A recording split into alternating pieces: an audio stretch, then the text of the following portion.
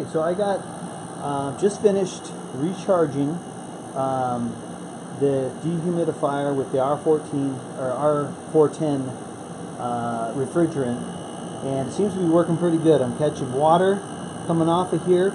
At the beginning, when I started in this room, I've got like a gauge here, and the gauge was at 54% humidity, this bottom gauge, and as the unit runs, it creates heat. The water air goes in here, and in this second core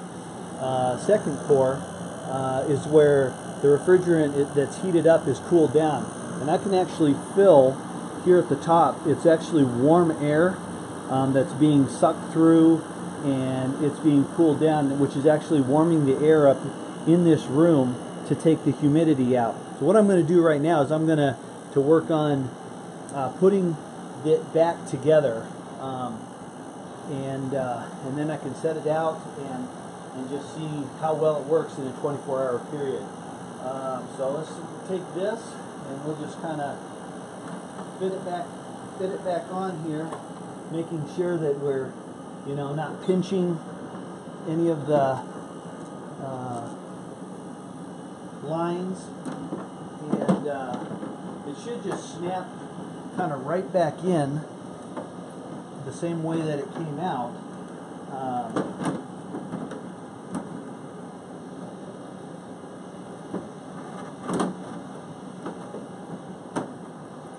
Right here on the sides, snaps right back in there.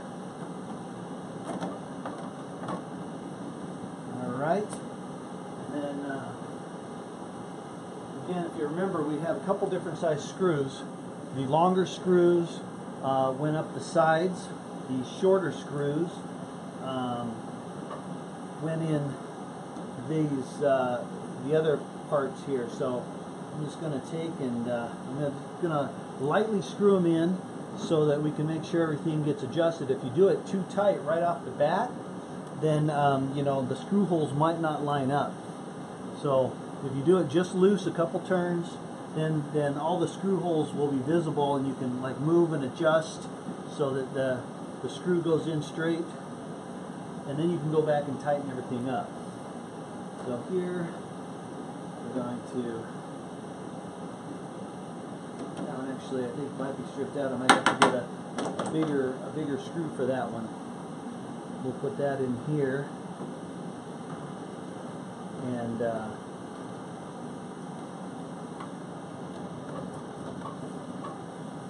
looks good. Unscrew it just a little bit. Alright, now we go to the side here. We're going to, there we go. It was caught on the little lip there. Got that. Now, the screws that I have that go in the front, as soon as I pull out the front bucket, the machine's going to turn off, and so I'm going to do the 3 over here next. Looks like everything is on good and clicked in, and then we'll do the one in front, and then go back. Once I got all these other screws, go back and I'll tighten the ones in the front, just because so I can get the pump, or get it working back and doing its job. Alright, so I got all the screws in there, got the screws in the bottom, there, top. Alright, so the ones here in front are next. As soon as I pull this out, the unit will stop running. It's got a safety switch there. I can see that it's already dripping some water right here from this outlet. I don't know if you can see this. If I can move this down just a hair. So right here has a little outlet valve that you can either hook a hose onto it here at the side.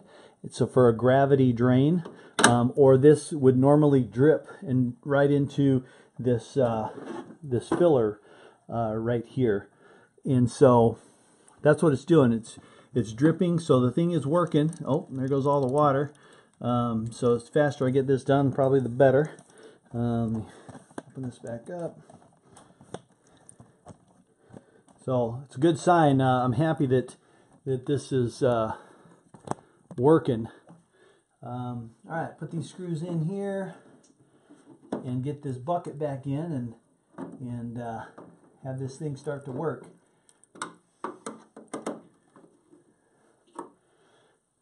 There's like 2, 4, 6 screws that grow in this front. What I'm probably going to do is I'm probably going to set the machine to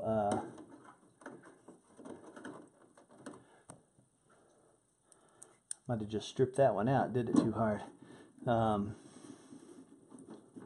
Set it to manual there. Oh, missing one screw here.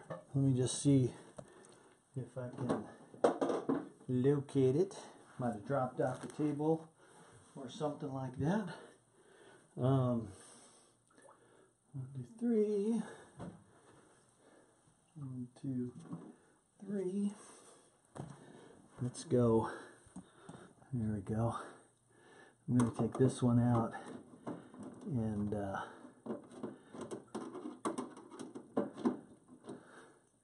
stick that in here. I might have to go up into the garage and just get a similar style screw for one in the back there.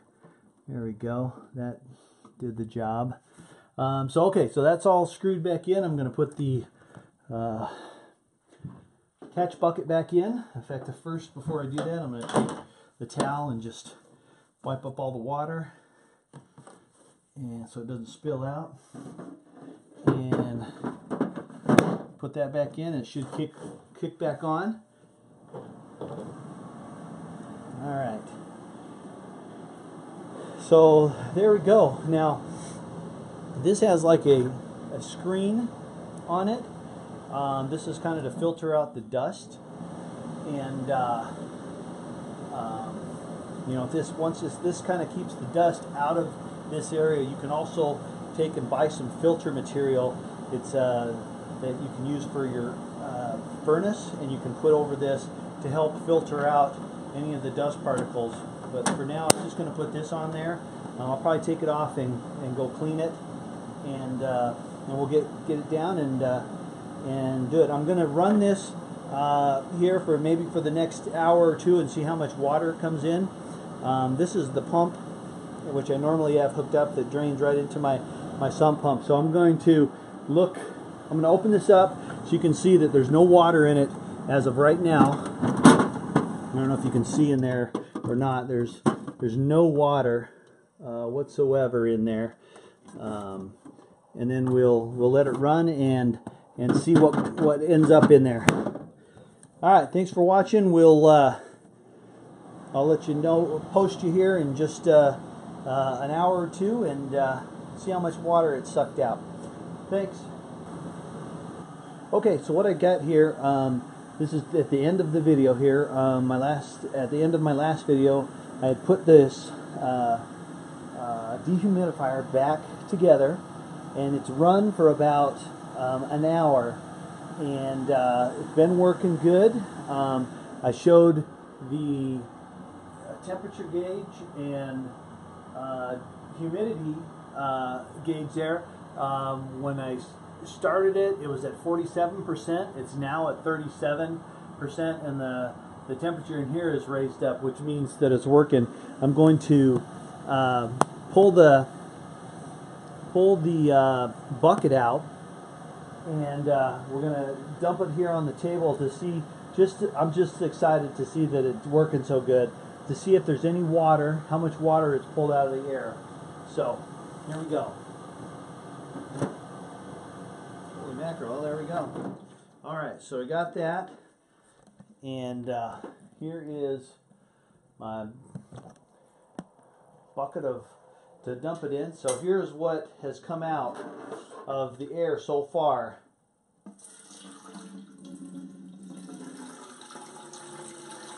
Whoa. Filling it everywhere. So that's a good maybe pint, maybe two. I'm going to put this back in and just show in there. So that's what's come out just in the last hour after we recharged it. So it's obviously working great.